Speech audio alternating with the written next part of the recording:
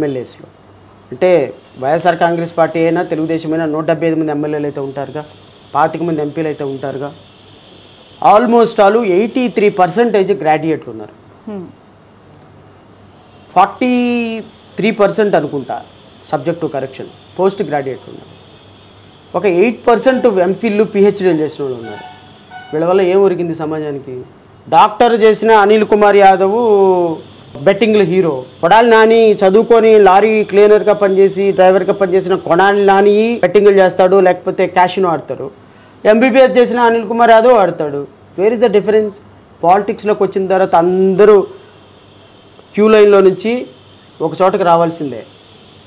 So నేను చదువుకోనోడికి ticket ఇచ్చినా, మీరు ఎంబీబీఎస్ డాక్టర్కి సీట్ ఇచ్చినా అందరూ ఆడాల్సింది ఒకటే గేము.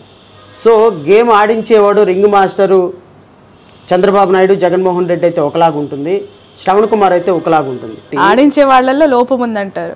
నేను రింగ్ మాస్టర్ కాబట్టి, అంటే రింగ్ మాస్టర్ అంటే వేరే ఆ విధంగా అనుకోకండి. రింగ్ మాస్టర్ మీన్స్ నాయకుడిని, నా పార్టీకి నేను రింగ్ మాస్టర్ని. నేను ఏ నిర్ణయం తీసుకున్నా కూడా my people should accept.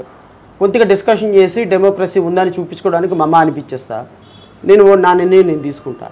So నేను ప్రాపర్గా నడిస్తే ఆటోమేటిక్గా మిగతా వాళ్ళందరూ ప్రాపర్గా నడుస్తారు. నాకు తెలిసి ఆంధ్రాలో సగానికి సగం మంది మినిస్టర్లకి, ఎమ్మెల్యేలకి 3 రాజధానులు నచ్చదు జగన్మోహన్ రెడ్డి. మరి జగన్మోహన్ రెడ్డి శిలాశాసనం మాట చెబితే ఒప్పుకోలేదా అందరూ? అసెంబ్లీలో కనీసం ఒక్కడ లెగిసి అధ్యక్ష మా కాన్స్టిట్యున్సీ సమస్య ఉందని మాట్లాడలే. మీ అభిప్రాయం ఏంటి 3 రాజధానుల విషయంలో? ఎట్లా అసలు 3 రాజధానులు అండి? 3 రాజధానులు అనేది it's a foolish decision. Decentralization policies work out అవ్వదంట. Decentralization policies is always good. The power should be decentralized, not capitals. అవును సార్, క్యాపిటల్స్ అయిన తర్వాత పవర్ కూడా అవుతుంది కదా ఆటోమేటిక్. ఎట్లా అవుతుందమ్మా? ఇక్కడ ఆల్రెడీ కోస్తా, ఉత్తరాంధ్ర, రాయలసీమ ఇలా అనేక అంటే భౌగోళికంగా విస్తీర్ణం కాబడ్డ జిల్లాలు ఉన్నాయి. అక్కడ కూడా క్యాపిటలైజేషన్ ఒకవేళ వచ్చిన తర్వాత పొలిటికల్ సిస్టమ్ కూడా పూర్తిగా మారిపోయే అవకాశం ఉండొచ్చు కదా. ఇప్పుడు మీరు విశాఖపట్నం ఎగ్జిక్యూటివ్ క్యాపిటల్ అంటున్నారు. ఎగ్జిక్యూటివ్ మూవ్మెంట్ ఎగ్జిక్యూటివ్ క్యాపిటల్ అంటే ఆల్మోస్ట్ ఆల్ అన్ని ప్రధాన కార్యాలయాలు అక్కడే ఉంటాయి. మీకు చిత్తూరు, రాయలసీమ దగ్గర నుంచి విశాఖపట్నం వెళ్ళడానికి 24 అవర్స్ పడుతుంది. ఒక సెక్రటేరియట్లో ఒక ప్రిన్సిపల్ సెక్రటరీకి ఒక అర్జీ ఇవ్వడానికి చిత్తూరు నుంచి, రాయలసీమ నుంచి ఒక రైతు వెళ్ళాలి అంటే రావటానికి 24 గంటలు, పోవటానికి 24 గంటలు, 48 గంటలు క్యాపిటల్కి ప్రయాణం చేయగలిగిన కెపాసిటీ ఉంటుందా ఈ రాష్ట్రంలో? మీరు ఒక అనంతపురం నుంచి విజయవాడకి రండమ్మా బస్సులో, యూ విల్ అండర్స్టాండ్. అట్లాంటిది అనంతపురం నుంచి విశాఖపట్నం వెళ్ళటానికి ఎంత కష్టం అవుతుంది? తిరుపతి నుంచి విశాఖపట్నం వెళ్ళడానికి ఎంత కష్టమవుతుంది? కొన్ని వేల మంది నిరుపేదలు క్యాపిటల్కి రావాల్సి వస్తుంది ఎవ్రీడే. మీరు విశాఖపట్నాన్ని కేవలం భూములు దోచుకున్నాం కాబట్టి విశాఖపట్నం క్యాపిటల్ పెట్టామంటే వేర్ ఇస్ ద జస్టిఫికేషన్? మీరు తీసుకెళ్ళి జ్యుడిషియరీని తీసుకెళ్ళి అక్కడ పెడతానంటున్నారు. ఒకసారి హైకోర్టు విజయవాడ తరలివచ్చిన తర్వాత మరలా మీరు తీసుకుని వెళ్ళి కర్నూలులో పెడతానంటే కర్నూలులో కనీసం ఉండటానికి ఒక సరైన హోటల్ లేదు. You developed infrastructure first. ఎక్కడైనా సరే క్యాపిటల్ అనేది ఒక రాష్ట్రంలో నడిబొడ్డులో ఉండాలి. ఇక్కడ మీరు 38,000 ఎకరాలు, 35,000 ఎకరాలు ప్రజల దగ్గర నుంచి సేకరించి ఈరోజు వాళ్ళందరి నోట్లో మట్టి కొట్టు తీసుకుని నేను వైజాగ్లో పెడతాను అంటే వైజాగ్ జియోగ్రఫికల్ స్టేటస్ ఏంటి? వైజాగ్ పరిస్థితి ఏంటి?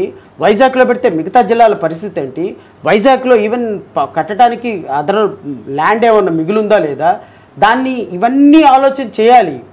మీకు ఒరిస్సా బోర్డర్లో తీసుకెళ్ళి క్యాపిటల్ పెడతారా ఎక్కడన్నా?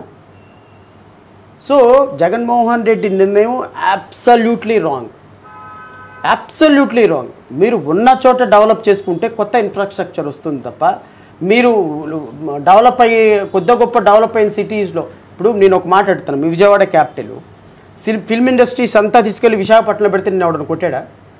ఇండస్ట్రియల్ కారిడార్ మొత్తం తీసుకెళ్ళి రాయలసీమలో పెడితే మిమ్మల్ని ఎవరన్నా మాట అన్నారా? ఎడ్యుకేషనల్ సిస్టమ్ని మొత్తాన్ని విజయవాడలో పెడితే ఎవరన్నా అడిగారా? ఎయిర్పోర్ట్లు తీసుకుని వెళ్ళి కట్టు, 100 కోట్ల రూపాయలు ఎయిర్పోర్ట్లు కట్టు, పోర్టులు నిర్మాణం చెయ్యి, పెద్ద పెద్ద ఫ్యాక్టరీలు కట్టు, కియా పరిశ్రమ రాయలసీమ వచ్చింది, అట్లాంటి 10 పరిశ్రమలు తీసుకురా. క్యాపిటల్ ఇక్కడ పెట్టి రాష్ట్రాన్ని డీసెంట్రలైజేషన్ చేసి అన్ని ఏరియాలకి ఒకటేమో సాఫ్ట్వేర్ రాజధాని చేయి, ఇంకొకటేమో హార్డ్వేర్గా ఉన్నటువంటి ఇండస్ట్రీస్ని తీసుకురా, సాఫ్ట్గా ఉన్నటువంటి సినిమా ఇండస్ట్రీస్ లాంటి వాటిని తీసుకొచ్చి ఇలా డీసెంట్రలైజేషను డెవలప్మెంట్ని చేయాలి.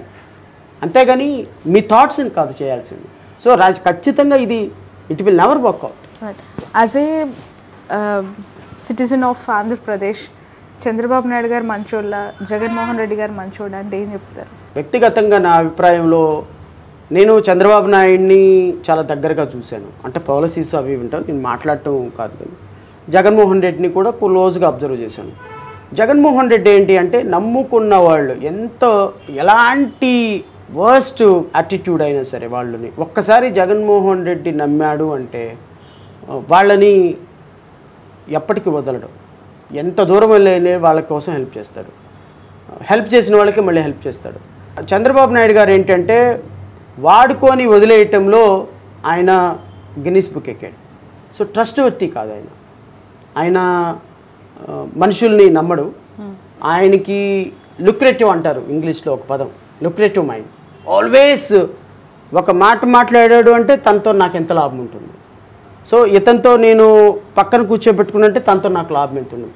సో ఒక్కసారి అతనితో కనుక అవసరం తీరిన తర్వాత వాడుకొని వదిలేయటంలో చంద్రబాబు నాయుడు చాలా అందవేశం చెయ్యి. సో నేనేమనుకుంటానంటే వ్యక్తిగతంగా చంద్రబాబు నాయుడు కంటే ఒక పాయింట్ రాజశేఖర రెడ్డి, జగన్మోహన్ రెడ్డి వ్యక్తిగతంగా వాళ్ళని ప్రేమించే వ్యక్తులకి చాలా హెల్ప్ చేస్తారు.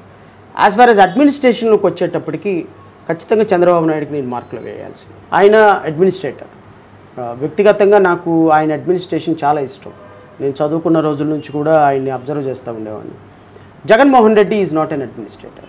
Jaganmohan Reddy is very poor administrator. అసలు ఆయనకి డెమోక్రసీ అంటే నమ్మకం లేదు, పరిపాలన మీద ఒక అవగాహన లేదు, సిస్టమ్స్ పట్ల రెస్పెక్ట్ లేదు. చంద్రబాబు నాయుడుకి ఏంటంటే సిస్టమ్స్ పట్ల కొంత భయం ఉంది, అడ్మినిస్ట్రేషన్ పట్ల కొంత పట్టు ఉంది, ఒక అంశాన్ని ఆలోచించి చేస్తాడు. కానీ పర్సనల్ కన్సిడరేషన్స్ చాలా ఎక్కువ ఉంటాయి. ఇప్పుడు అమరావతి రాజధాని చేశాడు అనుకోండి, ఇక్కడ 1,00,000 కోట్ల రూపాయలు బిజినెస్ జరిగితే తనకు అందులో ఒక 30-40 వేల కోట్ల రూపాయలు ప్రాఫిట్ రావాలి. తన వర్గాలకైనా రావాలి, తనకైనా రావాలి. సో ఇంటర్నల్ కన్సిడరేషన్స్ చాలా హై స్టేక్లో ఉంటాయి. జగన్మోహన్ రెడ్డికి అసలు ఏ కన్సిడరేషన్ ఉండదు. అది డెవలప్ చేయడు, ఏమి చేయడు, ఆయన అనుకున్న ఎజెండానే ఆయన ఇంప్లిమెంట్ చేస్తాడు. అది డిస్ట్రక్షన్ అయిపోయిన పర్లే. అంటే నేను ఎలా చెప్పాలి అంటే మగధీర సినిమాలో నాకు దక్కనది ఎవరికి దక్కడానికి వీల్లేదు అని విలన్ అంటాడు చూసారా, అది జగన్మోహన్ రెడ్డి పాలసీ. చంద్రబాబు నాయుడు ఏంటంటే పర్లేదులే, నాకు దక్కకపోయినా పర్లేదు కానీ వాడికి దక్కినా పర్లేదు, నాకు ఇబ్బంది రాకుండా ఉంటే చాలు అనుకునేది చంద్రబాబు నాయుడు పాలసీ. సో వీళ్ళిద్దరిలో పర్సనల్గా ప్రొఫెషనల్గా నేను చూసినటువంటి వేరియేషన్స్ అయితే జడశ్రవణ్ గారు పార్టీని పెట్టారు, ఫ్లోట్ చేశారు, టికెట్లు అనౌన్స్మెంట్ ప్రచారం జరుగుతుంది. అఫ్కోర్స్ గెలవాలని అందరూ అనుకుంటారు, అధికారంలోకి రావాలనుకుంటారు. కానీ ఇప్పటికిప్పుడు మీరు అడుగులు వేస్తూ ఉన్న పార్టీ అధ్యక్షుడిగా కొనసాగుతూ ఉన్నారు. ఓపెన్ సీక్రెట్, మీ ఇక్కడ గ్రౌండ్ రియాలిటీస్ ఎలా ఉన్నాయో కూడా మనం చూస్తున్నాం. ప్రస్తుతం ఉన్న 2024 ఎలక్షన్ సినారియోలో ఏ పార్టీ అధికారంలోకి వస్తుందని మీరు అనుకుంటున్నారు? ప్రజల మద్దతు అంటే ఇప్పుడు బస్ యాత్రలని జగన్ది చూస్తున్నారు, అటు చంద్రబాబు నాయుడు గారి సభలు చూస్తున్నారు కదా, ఏమనిపిస్తోంది? ఒక 2 months బ్యాక్ వరకు నాకున్న గ్రౌండ్ రియాలిటీ ఎన్డీఏ అంటే తెలుగుదేశం పార్టీకి చాలా ఎడ్జ్ ఉంది గెలవటానికి. వాళ్ళు 120 seats తోటి వాళ్ళే పవర్ గెయిన్ చేస్తారని అనిపించింది నాకు. ఒక 2 నెలల్లో కంప్లీట్గా చేంజ్ వచ్చేసింది సిస్టంలో, పొలిటికల్ సినారియోలో. చంద్రబాబు నాయుడు, నారా లోకేష్ చాలా పార్టీని డ్యామేజ్ చేసే కార్యక్రమాలు చేశారు. ఎన్డీఏతో బీజేపీతో వీళ్ళు పెట్టుకున్నటువంటి పొత్తు, మరి ముఖ్యంగా జనసేనతో పెట్టుకున్నటువంటి పొత్తు వీళ్ళని 40 నుంచి 50 సీట్లకి కింద పడేసింది. అంటే వీళ్ళ మధ్య కోఆర్డినేషన్ లేకపోవటం, జనాల్లో ఓట్లు ట్రాన్స్ఫర్ అవ్వటానికి అవకాశం కనిపించటంలా. భారతీయ జనతా పార్టీకి అభ్యర్థిని ప్రకటించిన దగ్గర తెలుగుదేశం వాళ్ళు ఓట్లు వేయటంలా, వేయకూడదని డిసిషన్ తీసుకుంది. జనసేన కార్యకర్తలు ఉన్న చోట తెలుగుదేశం పార్టీ కార్యకర్తలు ట్రాన్స్ఫర్ అవటంలా. ఈవెన్ పవన్ కళ్యాణ్ కూడా గెలుస్తాడా లేదా అని డౌటు నాకుంది. ఈ నెల 15 రోజుల్లో జగన్మోహన్ రెడ్డి సిద్ధం సభలను పెట్టి అప్పర్ హ్యాండ్ సాధించాడు అనిపించింది. ఎప్పటికిప్పుడైతే ఎలక్షన్ జరిగితే, ఏది మీరు నన్ను ఇంటర్వ్యూ చేసే టైంకి ఎలక్షన్ జరిగితే మాత్రం ఒక 25-30 సీట్లతోటి జగన్మోహన్ రెడ్డి బయటపడిపోతాడేమో అని అనిపిస్తుంది. 100-110 సీట్లతోటి బహుశా ఇది పెరగచ్చు, తగ్గవచ్చు, మళ్ళీ ఎన్డీఏ మళ్ళీ పుంజుకోవచ్చు. బట్ పుంజుకునే అవకాశాలు మాత్రం చాలా తక్కువ కనిపిస్తున్నాయి. ఈ టెంపో జగన్మోహన్ రెడ్డి కంటిన్యూ చేస్తాడని అనుకుంటున్నా. సో మళ్ళా స్ట్రైట్గా మీరు నన్ను అడిగితే, ఎందుకంటే నేను ఏ ప్రశ్న అయినా కూడా స్ట్రైట్గా సమాధానం చెప్పడానికి ఇష్టపడతాను. అది మేబీ నాకు ఎఫెక్ట్ అయినా కానీ ఒక రాజకీయ పార్టీ అధ్యక్షుడిగా నేను ఈ మాట చెప్పకూడదు, మీరు అడగకూడదు. బట్ ఎనివే మీరు అడిగారు, నేను చెప్పాలి. ఎందుకంటే నేను గెలుపు కోసం రాలేదు, మార్చడానికి వచ్చారు. మార్పు కోసం కూడా రాలేదు. 200 నియోజకవర్గాల్లో 5,000 ఓట్లు వస్తే 10 లక్షల ఓటింగ్. ఈ 10 లక్షల ఓటింగ్ తోటి నా ప్రయాణం మొదలు పెట్టాలని వచ్చిన వ్యక్తిని నేను. సో నాకు గెలుపు మీద ఆశ లేదు, ఓడిపోతారనే భయం అంతకంటే లేదు. నేను ఒక థాట్ ప్రాసెస్లో వచ్చిన కారణంగా ఏ పార్టీ గెలుస్తుందో ఏ పార్టీ ఓడిపోతుందో ప్రిడిక్షన్ చెప్పడంలో తప్పైతే భావించటంలో ఈవెన్ నేను కూడా మంగళగిరిలో గెలవాలని ఉంది, కానీ ఎంతవరకు గెలుస్తాననేటువంటి నమ్మకాలు నా ఓటమి గెలుపు నా మీద ఆధారపడి ఉండదు, ప్రజల ఆలోచన విధానం మీద ఆధారపడి ఉంటుంది. రేపు నిజంగానే ప్రజలు నన్ను ఆశీర్వదించారా, వెరీ గుడ్. ఆశీర్వదించకపోయినా నేను బాధపడను, ఎందుకంటే నాకు ఇంకో 5 సంవత్సరాలు వాళ్ళకి సర్వీస్ చేసే అవకాశం నాకు న్యాయవాదిగా దొరుకుతుంది.